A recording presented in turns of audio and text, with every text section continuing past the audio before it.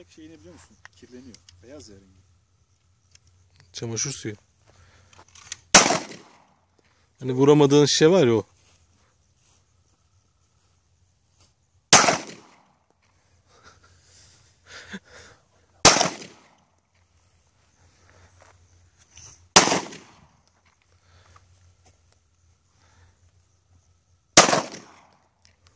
Amma sağlam şeymiş.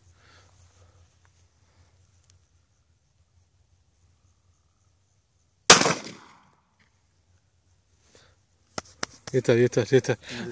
İnat etme. Bak seni izliyorum. Öyle bir pozun böyle yapıyor. Bunları çekmiyorsun değil mi? Hayır. Çekmiyorum evet.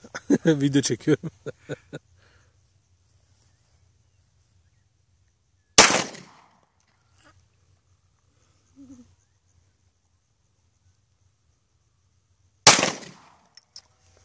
Israr etmiyorum.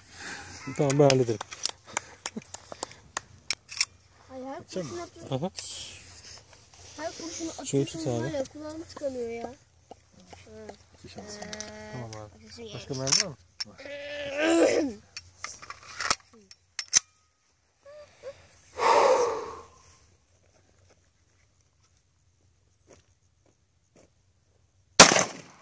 Hile yaptım.